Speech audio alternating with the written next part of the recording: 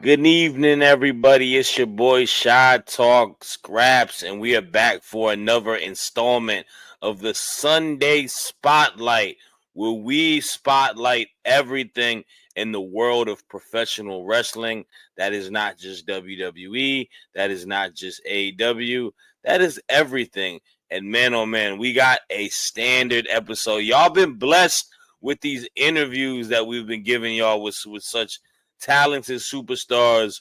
If y'all haven't already, shameless plug, go back to the Wrestling Republic YouTube page that you're in after you watch this and see our last interview with Kalia Capri. It was a phenomenal one.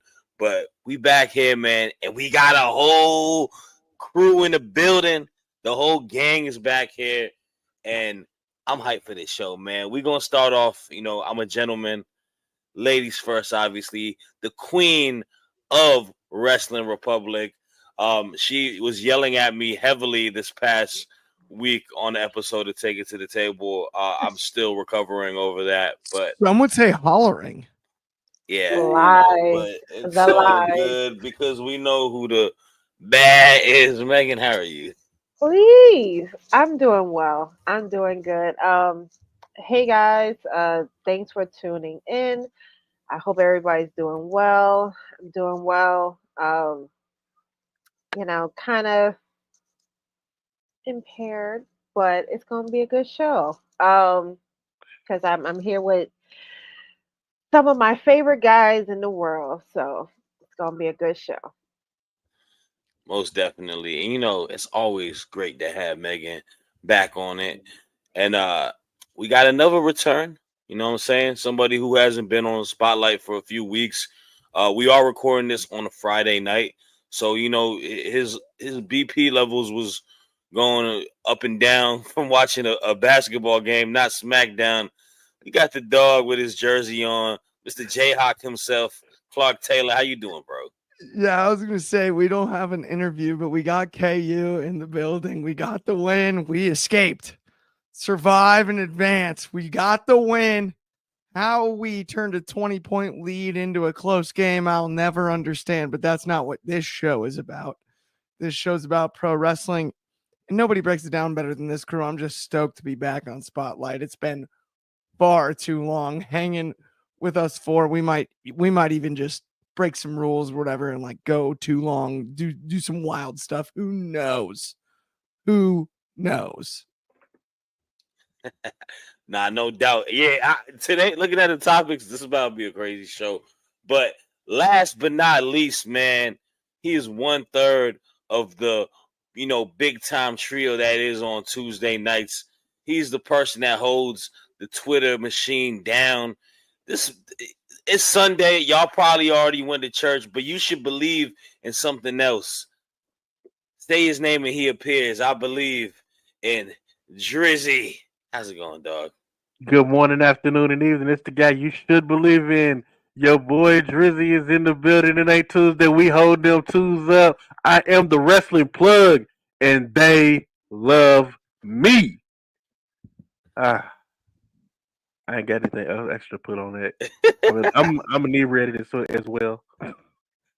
Let's get it, man. We about to have a fun one tonight. Let's just start off with the topics, man, because the first topic at hand is something that Drizzy is gonna break down. If y'all been living under a rock, you need to get out of the rock because the not the wrestler, not the final boss, but WWE has announced that obviously they're doing this WWE ID with involvement to a lot of independent wrestlers, and they listed a series of I don't think it's signings. I think it's kind of like partnerships with these independent wrestlers. Yeah. And there's a very, very talented wrestler uh that we want to spotlight today. So I'm gonna go ahead and just give it. The floor is yours, Drizzy. Talk about a Miss Zara Zakher for me, man. I'm gonna take everybody back in time to WrestleMania week. I became aware of her during Tokyo Joshi Pro's I guess their showcase. As you know, in WrestleMania weekend, everybody comes to wherever Mania is and they'll put on shows a part of GCW's collective. Zara Zucker was one of the people a part of the Tokyo Joshi Pro. She stands out as one of their American wrestlers, but from the moment I saw her, she was electric. Incredible athleticism, great presence in the ring, great move set, and to just find out she was only 22 years old, the sky is the limit for her. She has ever since then just been on a rocket to the moon, and WWE has found her and are looking to promote her for their machine, which I think is an absolutely amazing pickup. Definitely would have been on my radar as somebody that everybody needs to pick up because she, like I said, the athleticism, amazing, very strong, very powerful.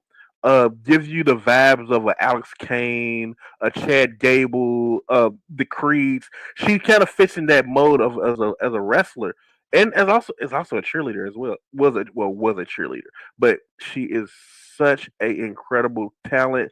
So and at this stage in the game, her potential is through the roof. So the WWE ID system probably gotten one of the bigger steals with this one because from the moment I saw her, she definitely looked like somebody who could definitely fit in a machine and just go to the sky. And I absolutely cannot wait to see what she does.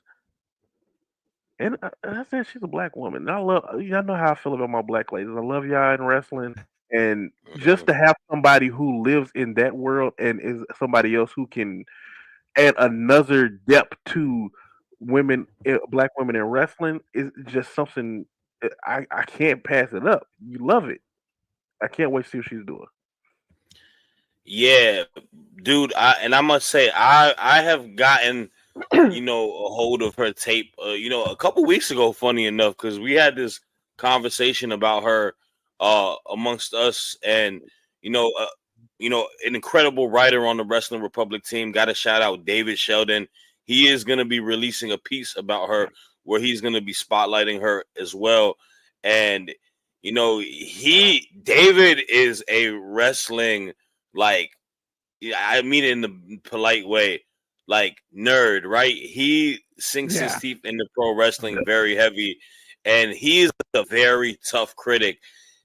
For him to have such high regards and praise for a professional wrestler like he does for Zara, I'm just letting y'all know that means that she is damn special because he thinks that she could be the next big thing in pro wrestling, and it's the game tape don't lie too. Like, y'all need to watch her and Masha Slamovich, which I believe was her last, like, latest match.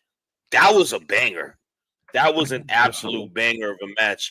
And then what you just brought up, Drizzy. Working in Tokyo Joshi Pro, working that Japanese Joshi style, that joint make you tough, bro. Like that, you definitely Yes. become And a tough cookie it's in that definitely face. something and it's definitely something you don't see a lot of women with. Like there's like a select handful who have come from that style of wrestling into the WWE style. So she's definitely gonna bring a lot more of a smash mouth. They don't like necks over there, so it's like they are going to like she is going to drop you on your head, pow, Uh-huh. just mm. Like it's a great fit. It's a great way to add some more diversity to the WWE system. I guess that's what we can call it, that the WWE system, because this Yeah. WWE thing has created basically its own ecosystem at this point in time between what we Hmm. have in NXT and now with the WWE ID. So For sure. I want to actually ask that to you in a sense, Clark. We talk about the NXT women's division a lot. With Zara, what do you think?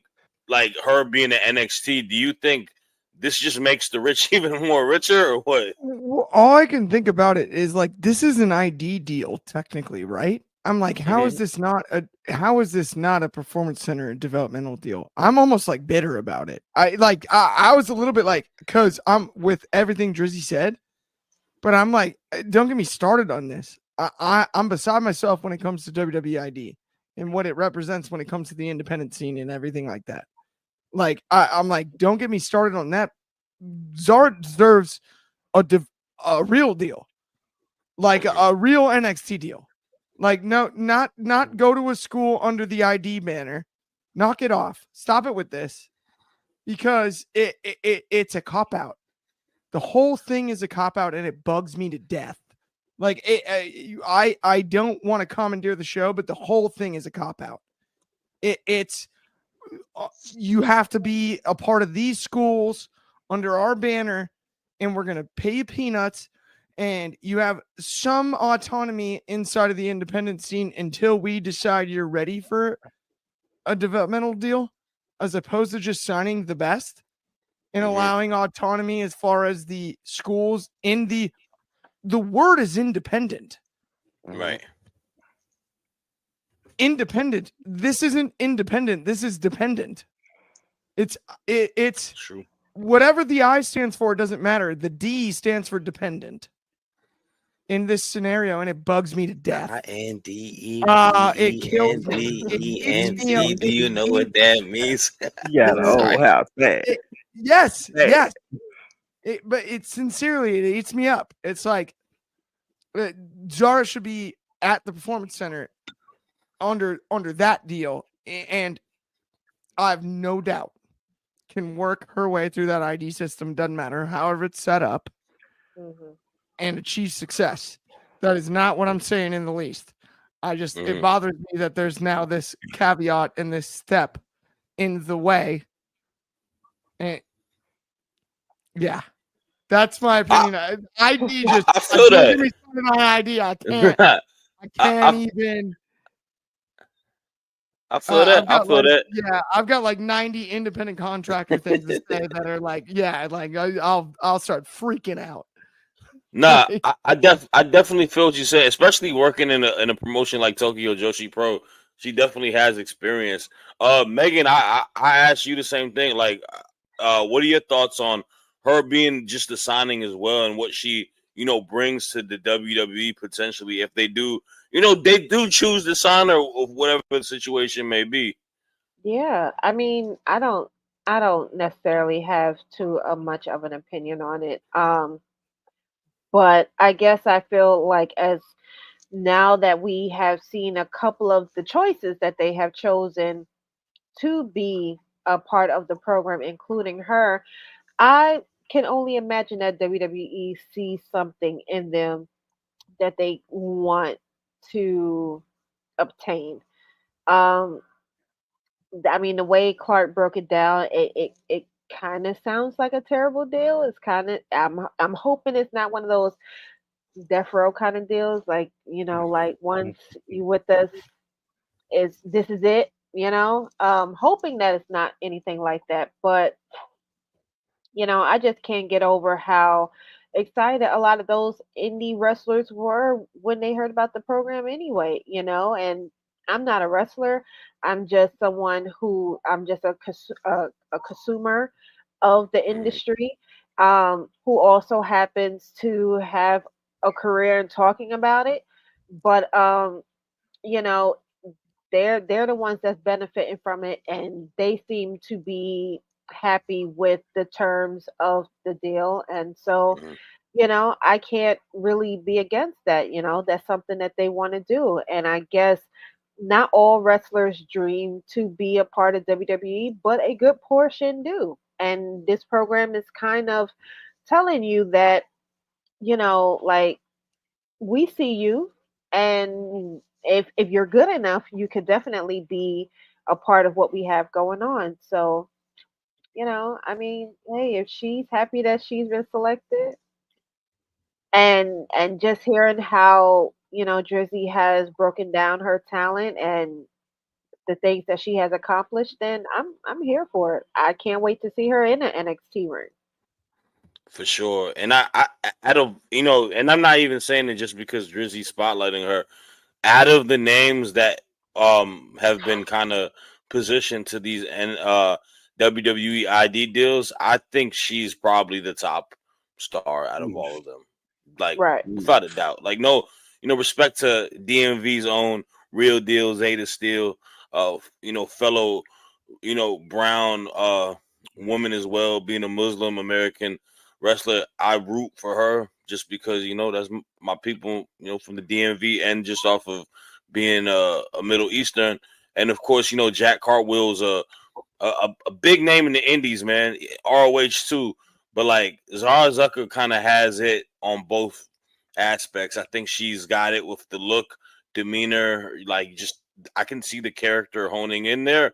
But like I think she's just better than all the wrestlers they got picked up in ring wise. She's just Drizzy. He broke it down perfectly. You look at a person like Alex Kane, like like she. Quick question for the three of y'all. Like, say y'all had a choice in who could be ID'd. Like, who would y'all choices be? Like who would you sign?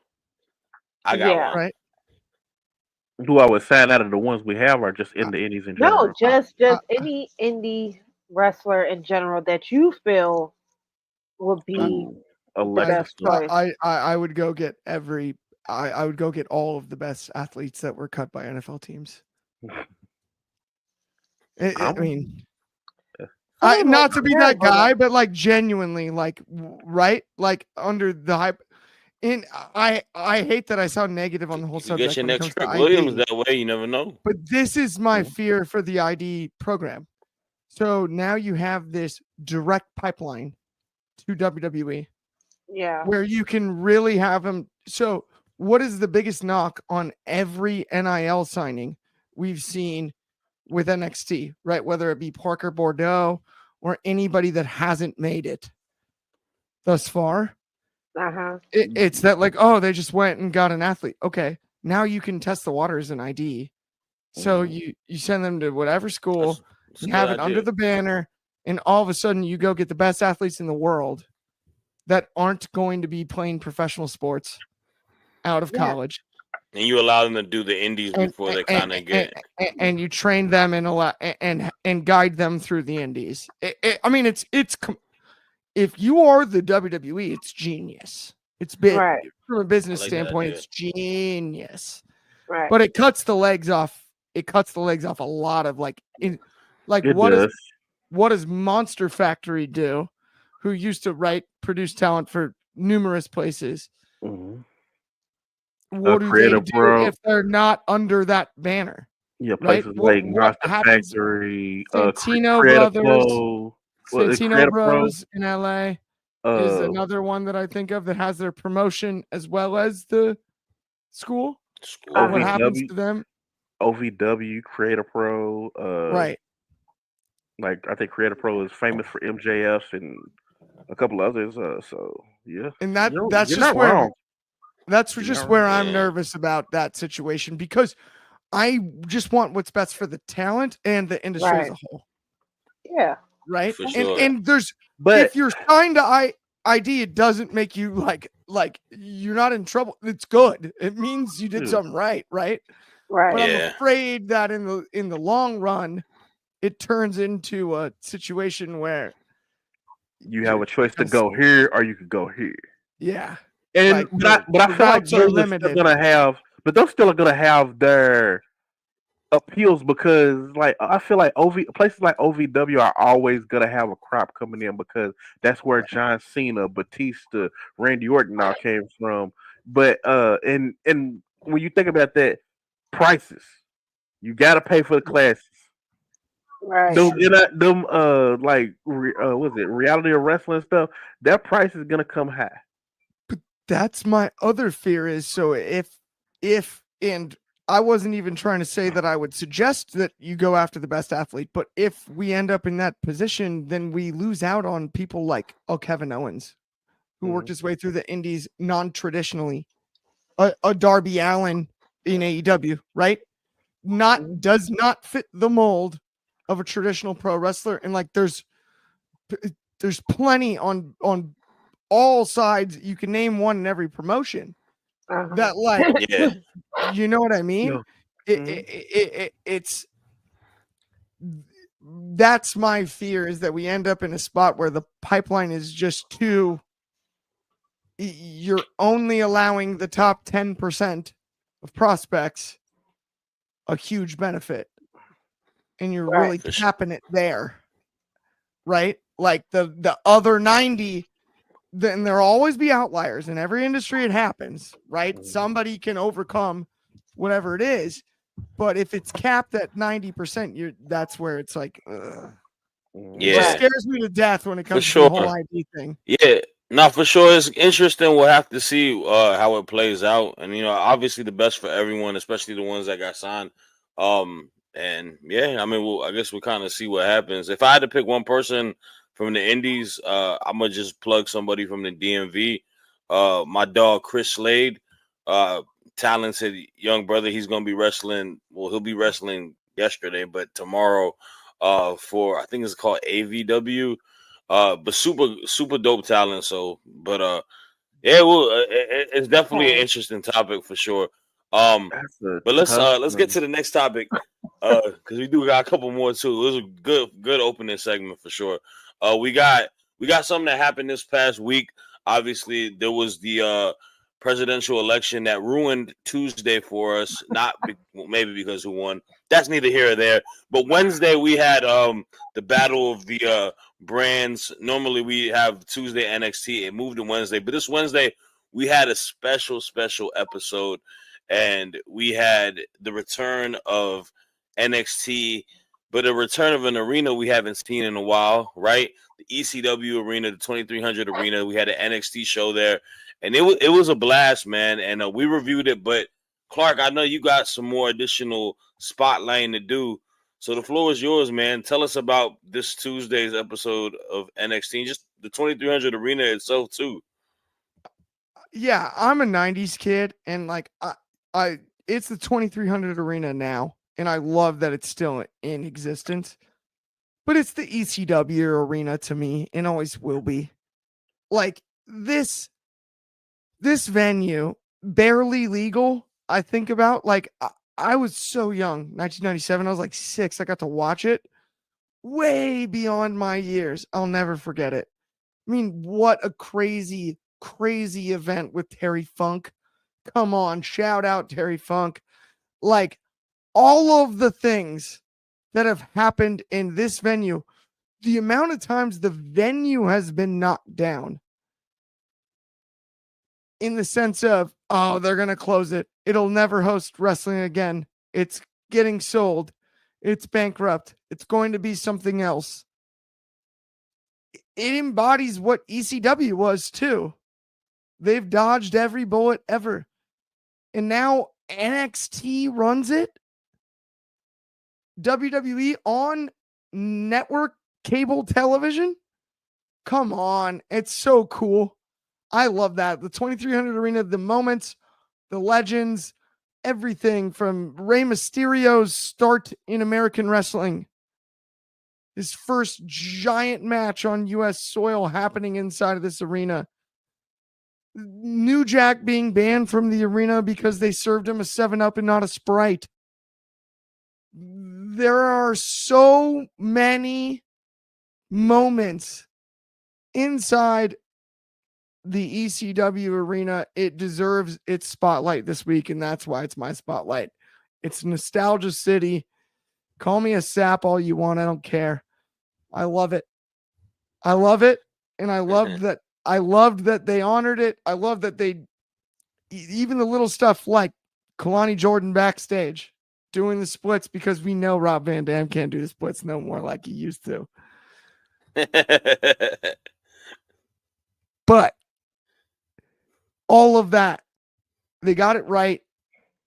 And the fact that they got that crowd, arguably the most harsh wrestling crowd in the business, to chant NXT to start the show and NXT to close the show,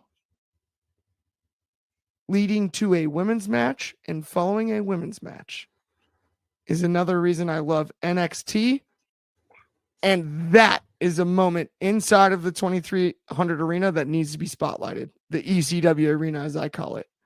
That's why it's my spotlight too. Yo, I agree with 100% of what you said, man. I thought the show was great for what it was. I love, obviously, You know, it felt it had a little bit of a house show vibe to it, but I like the callbacks a lot, man. I loved being able to see Nunzio, Rhino, RVD, you know, Don Marie getting an opportunity to be the referee for the match of the night. To me, Jada Parker and Lola Vice, right? That slugfest that they had, having two women start the show in a hardcore match at the ECW arena, right? Like that's even just dope within itself. But I mean, hey man, it's Philly all day, right? And like you said, that's a part of history, man. That is an historical venue. ECW is a historical, promotion amongst itself, man. Like, you know, I miss all of this stuff. I miss Sandman coming out there bashing the beer Yes. can on his Well, and not only forehead. that, the one thing I gotta add that I forgot to mention in my little thing about it is they did redo the bathrooms. There's actually bathrooms now. So there's No, gonna that's be more history made in the ECW arena. It's possible. There's real bathrooms, but all the history that was made until recently was with basically one bathroom. There are multiple now. It's normal standards. The building is gonna be safe as far as a venue for a while. And a lot of the young wrestlers, man, like the crazy thing is that a lot of those wrestlers probably didn't even watch ECW, how young they are, right? But it's cool to see them kind of pay homage to history, you know, signing stuff in the back. I saw a lot of videos of wrestlers like signing the wall and whatnot.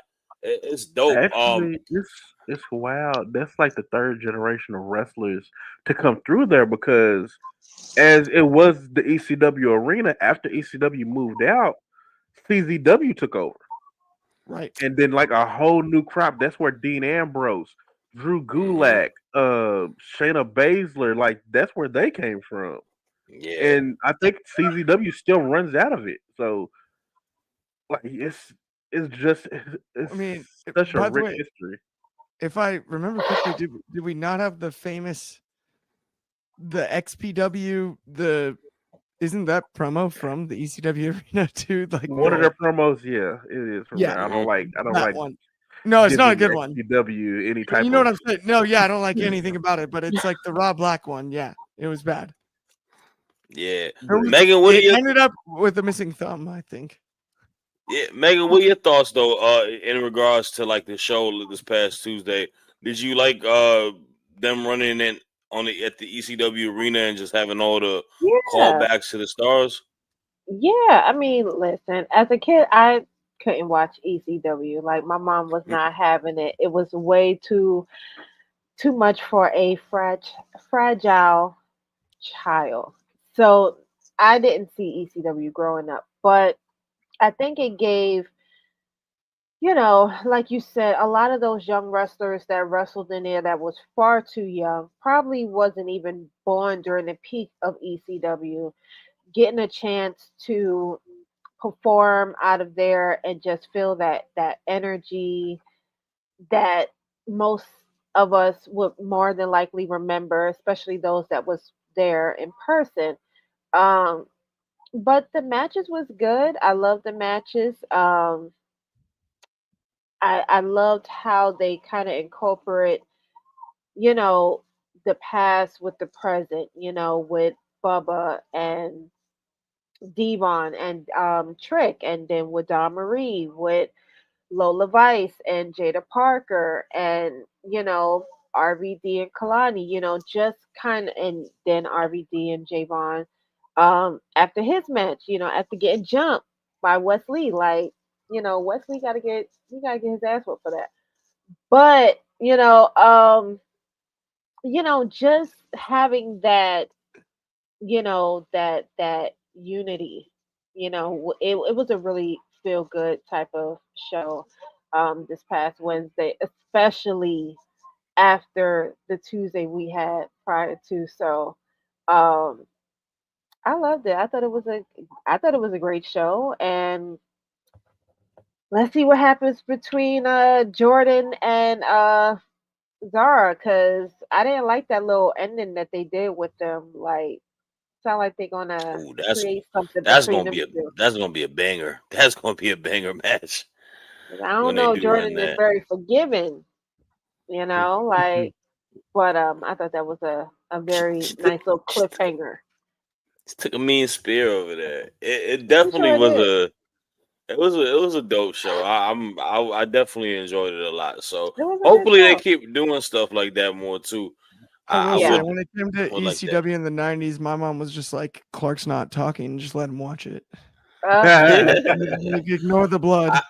I had my older brother is 10 years older than me, so he watches whatever, and I would just kind of poke my head and watch with him as a kid. So my right. parents ain't they That's crazy. let it be. Yeah. I think No. when ECW was coming on for me, it was in the middle of the night, so everybody might have to sleep anyway. So I just happen to wake up in the middle of like my going to the bathroom, and you see just wrestling. Hell yeah, I'm gonna sit up and make time for this every night. Right. For sure, I for just sure, for remember, sure. I remember there being like a distinct discussion about like, but Rey Mysterio's on the show, so it's totally fine. Like Oh, just let me watch it. Like it's like you let me watch WCW already. Like why stop now? And right. it's like Right. boom. Next thing you know, I'm watching ECW and it's the gangsters and not Rey Mysterio. Hey, Rey Mysterio's not R.I.P. on this New week. Jack, man. Rest in peace, New Jack, man. R.I.P. New Yeah, Jack, no doubt. for sure. Nah, great topic, man. Great spotlight topic. Let's get to the next one because this one is a little.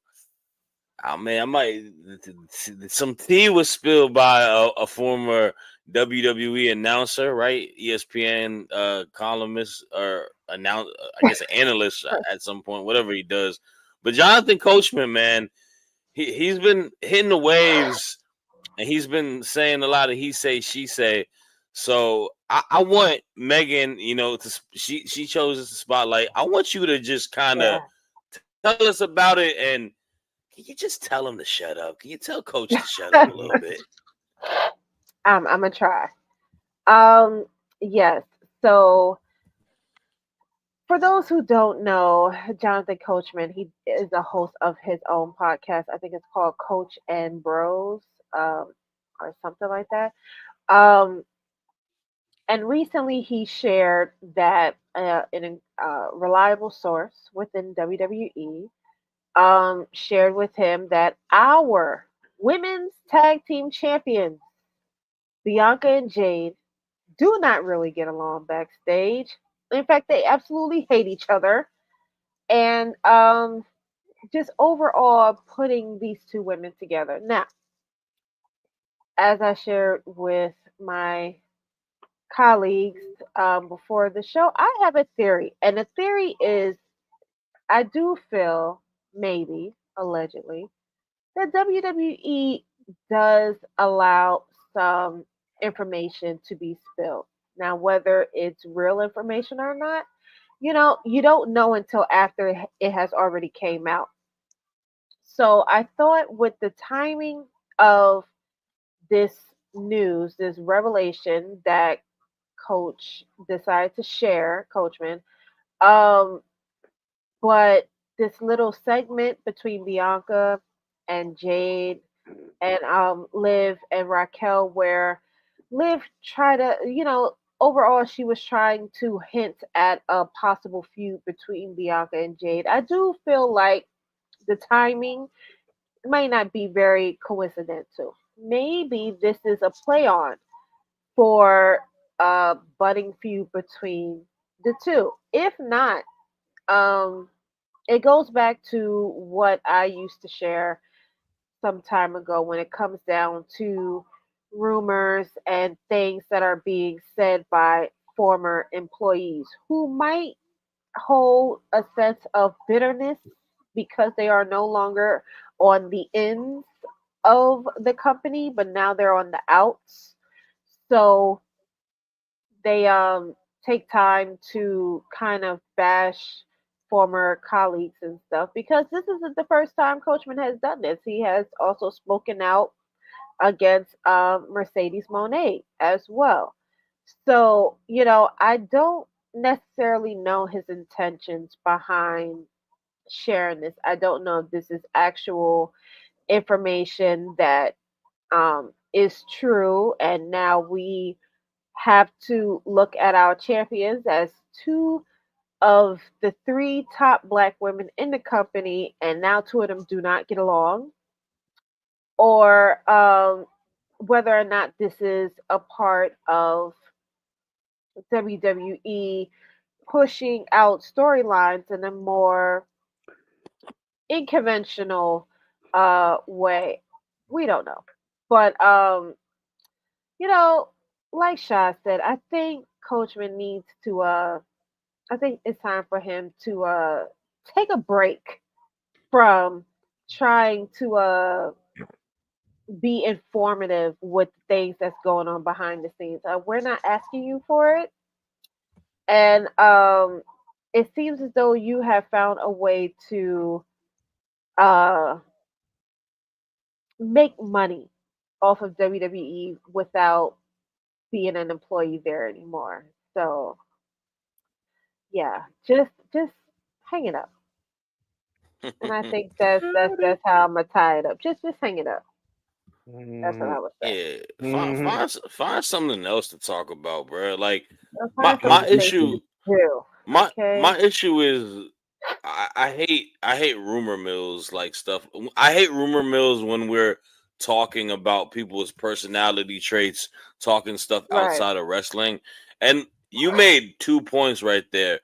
Like, what's up with you, bro? Like, why you're the people that you're choosing to put these rumor mills on? It's very odd. You first and foremost, Mercedes Monet, you're criticizing how much money she should be making, right?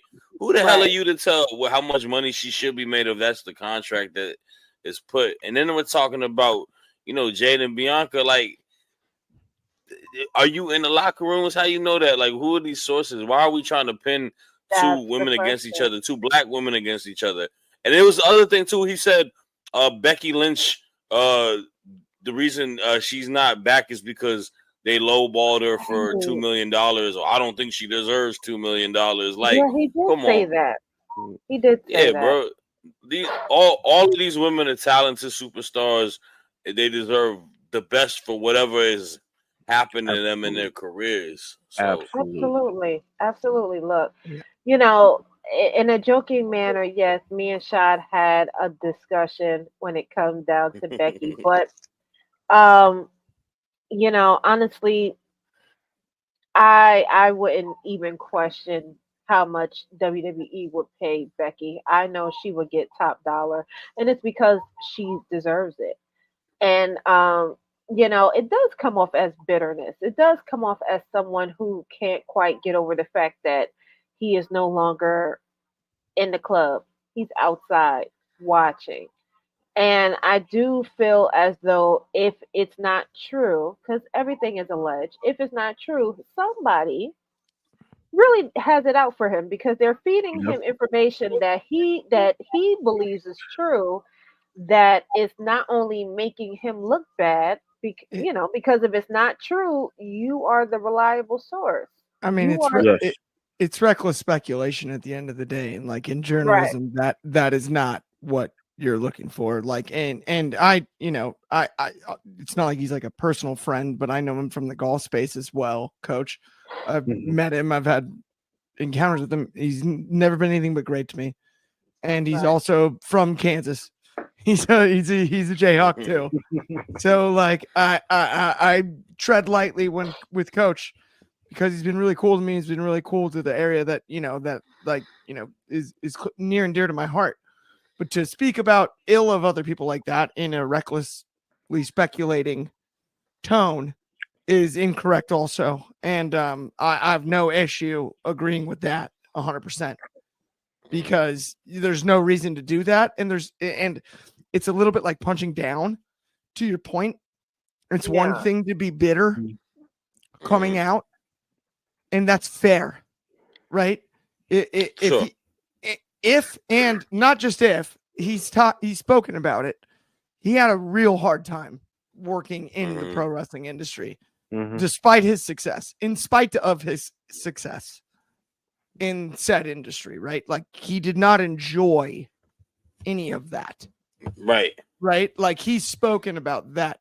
But then to turn around and recklessly speculate on people that are still in that industry, in space, and working in that space is it's a healthier environment now than when it was where he was working, right? Oh, it's a whole lot more entirely different than what it was large margin. Completely different platinum. So we could definitely agree there is some bias in his reporting. No. Megan, I'm agreeing with you on that 1,000%. There is no reason to now then punch back down. No, absolutely not. I mean, you're punching from elsewhere. Because honestly, I wouldn't feel comfortable still talking of a company that I felt didn't do me right. So that's the hard part for me is because just coach whatever near and dear to me, Kansas thing, but like. Oh, for sure. I do think it's a situation where he misspoke. Like misspoke is such like a cop out, but like he just messed up as bad as you can. Like what are you thinking? Like he said something, not misspoke, but like he said something and did not think it through. He's got his new platform. And he just completely spoke it and then went to bed, didn't think about it, woke up the next day and was probably like, why would I say that? That's what I mean by that. I don't think so. You gotta be in that situation. Knowing his backstory and what happened with him, there's no way he's sitting there and he's like, oh man, I was really smart doing that. Like, there's no way. I think so. Nowadays, you have people who have these platforms and they want to be the first ones to break these news because they want the news to come directly from them. They want that byline. They want that byline that says he could see a person like a Meltzer, like a person like a Fightful, and be like, oh, maybe this is a kind of a way to or not even out like with that. Like you talk about like upper wrestling people that like a Maven. Maven is probably a better example, right? Maven's got a YouTube channel and he talks a lot about inside ball. But like what he's doing, and I agree with y'all on this. This is some Gossip Girl stuff. This is some like TMZ type of shit. Like that's my issue with it. Is like, look, we're on an opinion show here right now, like delivering opinions. He's got an opinion show. But are we going to treat him like a journalist at the same time? Those are two different things, right? Reporting the news and delivering opinions and takes are two different things. He delivered a take. That's what I mean by he when he said it, poor phraseology, right? Like just like a legitimate mess up in the sense of like, I'm here trying to deliver an opinion for entertainment's sake. The guy's been in the industry longer than any of us have. Like, the guy's the Sports Center anchor, hosted Morning Drive. He's been a color commentator on both Raw and SmackDown, backstage interviewer, all of that, right? Like the resume speaks for itself. I like, because I agree with Megan, it was such a stupid freaking thing to say. I almost just said the F word, but I caught myself there. Sorry. Yeah. No, for sure. Such a stupid thing to say. For sure. And I mean, we like you said, we don't know what his intentions are and stuff like that. But in regards to the statement, we can all agree that it was definitely something that isn't, beneficial in the landscape of pro wrestling. And Bianca and Jade obviously do rock with each other because they had the cool Deadpool gear last week, looking amazing. They look cute. We stand those two queens on this show all the time. So respect to them all day. We get into the wee hours of the night. Obviously, I know people are tired here. Let's get to the last topic, and this is my spotlight. This went down in New Japan. And this is some good news. Some good news, man. A legend, a freaking legend, a damn near you can argue he has a place in a top 10 wrestlers of all time list.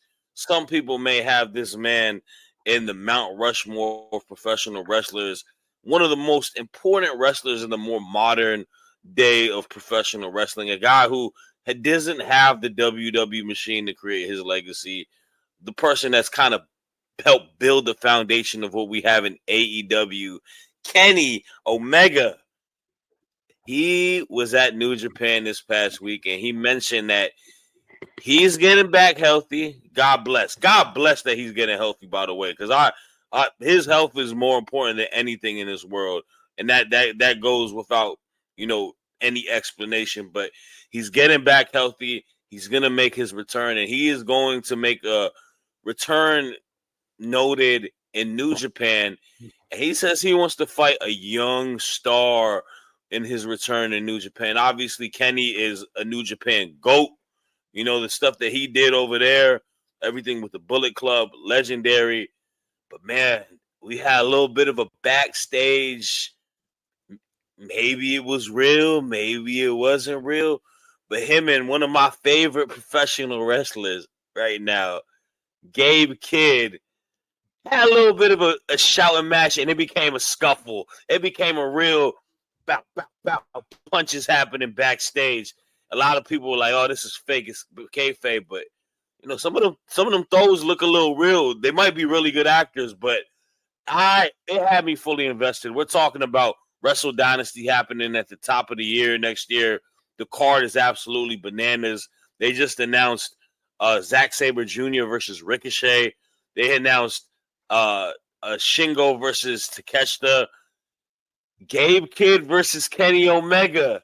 I am a big Gabe Kidd fan. I may think a little highly of him more than other people on the WR team, but I just think the dude is absolute money. He's got a loudmouth personality. He talks with a lot of confidence. He's hella cocky. I think the dude is a freaking star.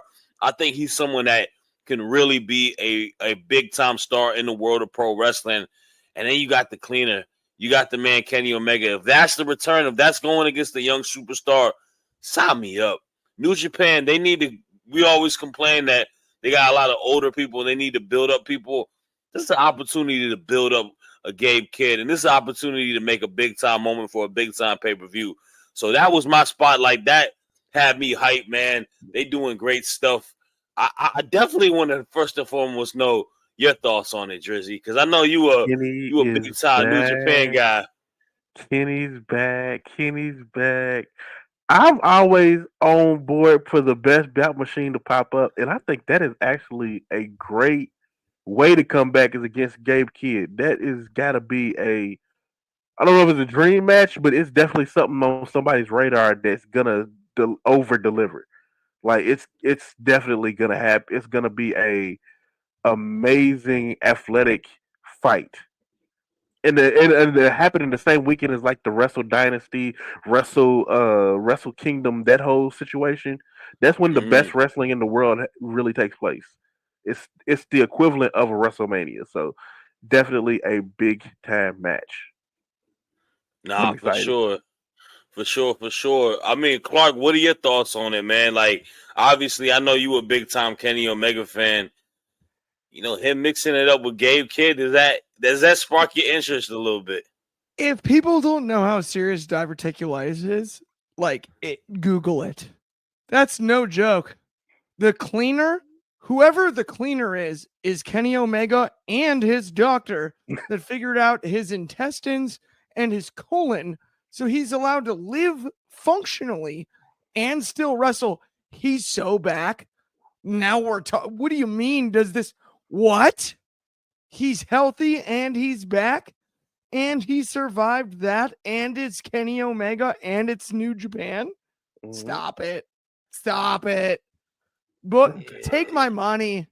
Where do I pay? Just let me know where I put my credit card in. For sure.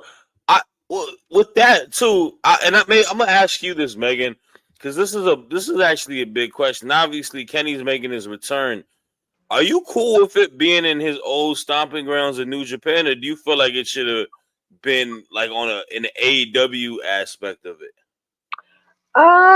No, I think it's fine exactly where it's going to be out in New Japan. I mean, as I said, I'm not really familiar with the history of New Japan, but I can see that Kenny Omega really built his career out there. Like they absolutely adore that man out there.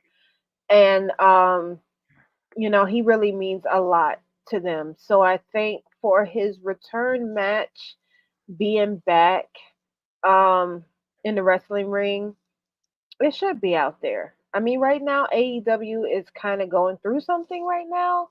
I don't know how Kenny would fit in that. It will feel like he's kind of being thrown in the mix of something because we don't really have a cohesive idea of where this whole John Moxley AEW thing is going right now. So, and besides, just as you guys was talking, I had to go and see this backstage feud, and I would think that was real. Like, if it wasn't so many cameras and stuff, flashing, I would definitely think like they were like really throwing down backstage. Right. It was good, but yeah, I think it being out there in New Japan Pro Wrestling is probably the best choice for him. I think a lot of it also is, I think it's kind of a sweet spot. And I think Wrestle Dynasty is like a combined show between AEW and like, it's kind of like their forbidden door for New Japan, right? Definitely, there's like that a forbidden door. there's a level of comfortability for Kenny Omega too, and thinking about coming off of the illness like with diverticulitis, the guy is a Japanese citizen. As much as he was born and raised in Canada, he's a Japanese citizen. He learned Japanese, speaks Japanese. His primary residence is in Japan. Yep. There's a level of comfortability wrestling coming off of something medically that he went through the last 2 years that drastically changes you. I mean, Brock Lesnar, there's a reason he stopped fighting in the UFC and returned to the WWE, and there's a 2-year gap because he could have gone back. He could have gone back to either or much sooner. Medically, he had diverticulitis, the exact same condition. That is what kept him away 2 years. That's the difference there. He had the choice to go back to either. And people always do he went to wrestling because of, I don't know. We'll never know. But it was 24 months away from it was 24 months away from a gym. Yeah. Right? And that's exactly what basically Kenny's experienced. Similar, like cutting your stomach open, your digestion changes. All of it. It's crazy. Like it is. That is not to be overlooked when it comes to the Kenny Omega return situation. And the guy is a citizen of Japan. He's Canadian and he's billed as Canadian in the US because he works for a company in the US. And yes, he's also billed as a EVP, but the guy lives in Japan. Yeah. He's the biggest fan. Arguably their biggest star. Yes. Ever. Oh, without a doubt. Even bigger than Kushida, bigger than Takahashi. Takahashi. To Tanahashi. President champion Tanahashi. Bigger than a lot of their stars that they have. Even currently right now with David Finlay and Zakher Jr. He's their biggest star ever. I mean, it's Kenny. It's the GOAT, man. Yeah, and the guy lives there. That's what people forget. It's not even as much about New Japan to me as it is about Kenny himself. Right? To me, it like words can't express how important Kenny Omega is to the landscape of professional wrestling, and you felt it for AEW in a sense with him being gone as long as he has these last years, right? To me, Kenny Omega is my favorite AEW superstar of all time. Maybe that's a cop-out answer because he's one of the guys who ushered it in and all that things, but like the guy really brings a fun element and a different element to professional wrestling, man, and he's so freaking brilliant. His mind alone is an absolute genius, and the stuff that he's done, even like during the pandemic, like with them having that, them having the working relationship with TNA Impact. Let's not forget about that, right? We Belt gloss over collector. how much amazing stuff they're doing with NXT now. But yes, the belt collector, right? Him and Callis, him having the feud with Christian when Christian kind of came in, and Christian getting that opportunity to have a team, like it having the before Swerve and Hangman Adam Page, which is probably the greatest AEW feud of all time. I thought it was the Hangman versus the Elite, Hangman versus Kenny, Hangman beating Kenny, getting his moment for that championship. Kenny has so many monumental moments. And then you talk about New Japan, the rich history, man. The Golden Lovers, man, all the stuff tied with Bullet Club. Like the dude has like a big indent, like footprint in the world of professional wrestling. And it's like this era of professional wrestling. It's the stuff that a lot of our counterparts, the young guys on our team, grew up watching, right? And they have that appreciation towards it. Even me being like in my early 20s, peeping it, man. Like he's someone that's really special, and him coming back, it's gonna be dope, man. And yeah, Wrestle Dynasty, like I said, those two matches I just mentioned that they announced, Takeshita versus Shingo. Holy smokes. That he might have match of the year starting in January off of that. And then ZSJ and Ricochet. Wrestling is in a beautiful place. Wrestling is in a beautiful place, man. Kenny's back. But man, that is all the time we have, yo. This has been an electric show. The whole squad is in the building. We back same time next week, man. We got a potential big interview coming up, so y'all keep rocking with us, keep supporting the Sunday Spotlight, and yeah, man, we out. In the words of Jay Uso, deuces, ooses, peace.